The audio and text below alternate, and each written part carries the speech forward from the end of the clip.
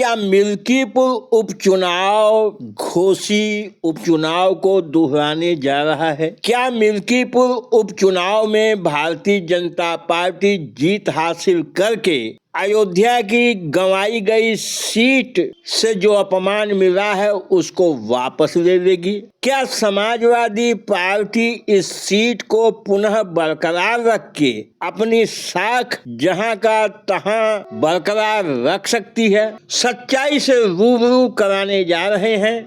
नमस्कार साथियों, विस्तार भारत में आपका स्वागत है। वीडियो को अंत तक अवश्य देखिएगा। वीडियो में ऐसी जानकारी देने जा रहे हैं जो आप तक आपके सामने नहीं लाई गई हैं और आपको जमीनी हकीकत बताने जा रहे हैं। तमाम जो पीछे घटनाएं घटी हैं, जिस तरह से वहां तैयारियां चल रही हैं, सब के बारे में आपको इस वीडियो में बताएंगे। मिल्कीपुर का उपचुनाव घोसी जैसा ही होने जा रहा है। जो परिस्थिति घोसी उपचुनाव में थी वही परिस्थिति मिल्कीपुर विधानसभा के उपचुनाव में बन गई है। घोसी उपचुनाव का इसलिए चर्चा कर रहे हैं, दारा सिंह चौहान को त्यागपत्र दिला के भारतीय जनता पार्टी ने उन्हें पुनः भारतीय जनता पार्टी का टिकट दिया था। इसके बावजूद दारा सिंह चौहान भारी वोटों से यह चुनाव हार गए। मिल्कीपुर में यही स्थिति बनी हुई है। भारतीय जनता पार्टी मिल्कीपुर का चुनाव जीत के राम मंदिर के उद्घाटन के बाद अयोध्या जो सीट पार्लियामेंट की वो हार गई है और उसकी काफी छीछा वेदर हुई। इज्जत वापस पाना चाहती है मिल्कीपुर उपचुनाव को जीतकर, लेकिन भारतीय जनता पार्टी की डगर कठिन दिखाई दे रही है। अब हम आपको बताते हैं कि मिल्कीपुर और घोसी में क्या समानता है। दोनों उपचुनाव था, दोनों समाजवादी पार्टी के विधायकों की सीट थी। घोसी भी समाजवादी पार्टी के विधायक की सीट थी। उनके विधायक ने दगा दे दिया दारा सिंह चौहान ने और भाजपा में चले गए। उसके बाद वहां चुनाव हुआ था। लेकिन मिल्कीपुर तो समाजवादी पार्टी की सीट थी ही। Awadhesh Prasad member of parliament हो गए, इसलिए यह सीट रिक्त है। और यह सीट इतनी महत्वपूर्ण है भाजपा के लिए कि प्रदेश में 9 जगह चुनाव हुए, उपचुनाव, लेकिन भारतीय जनता पार्टी ने किन्हीं कारणों से इस सीट को बचा के रखा।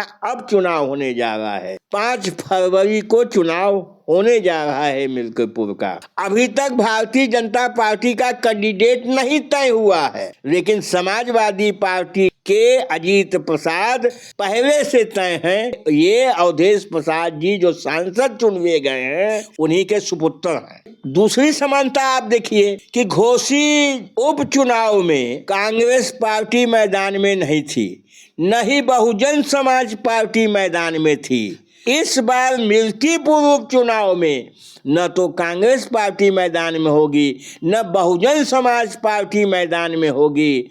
अब कठिन लड़ाई भाजपा के लिए बनना तय है, क्योंकि बहुजन समाज पार्टी जब चुनाव में नहीं होती है तो बहुजन समाज पार्टी के मतदाता समाजवादी पार्टी की तरफ झुक जाते हैं। ऐसा देखा गया है। आपको ध्यान दिला दें, जब 2017 में योगी आदित्यनाथ जी ने मेंबर ऑफ पार्लियामेंट पद से इस्तीफा दिया, इधर उप मुख्यमंत्री केशव प्रसाद जी ने इस्तीफा दिया। एक मुख्यमंत्री, दूसरे उप मुख्यमंत्री। लेकिन जब उपचुनाव हुआ तो वहां भारतीय जनता पार्टी चुनाव हार गई और उसका सिर्फ यही कारण था। विश्लेषण चाहे जो लोग कर लें, बहुजन समाज पार्टी उन चुनावों में मैदान में नहीं थी। बसपा का वोटर खसक गया समाजवादी पार्टी की तरफ। बीजेपी अपनी सीट सरकार होते हुए प्रतिष्ठा की सीट नहीं बचा पाई और यही परिणाम हुआ घोसी उपचुनाव में। घोसी उपचुनाव में न तो कांग्रेस मैदान में थी, न बहुजन समाज पार्टी थी। वहां इनका वोट भारतीय जनता पार्टी की तरफ खसक गया और 42,759 वोट से घोसी विधानसभा सुधाकर सिंह समाजवादी पार्टी पार्टी के जीत गए, जबकि वहां विधायक पहले थे सपा से दारा सिंह चौहान, वो चुनाव हार गए, भारी बहुमत से हार गए।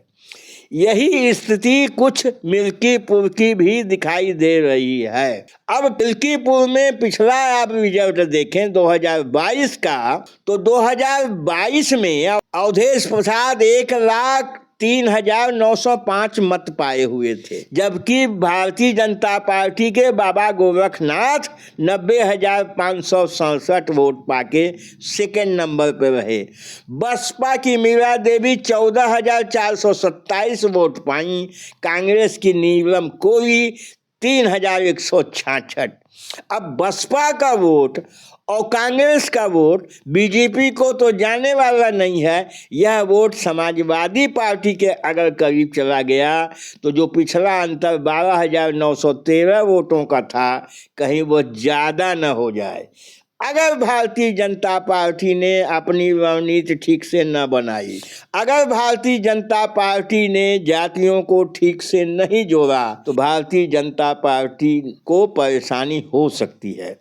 अब अलग बात है, उपचुनाव में लोग मानते हैं कि सत्ता का उपचुनाव होता है, लेकिन नहीं। जब एक जगह चुनाव होगा तो वो सत्ता का नहीं होता है।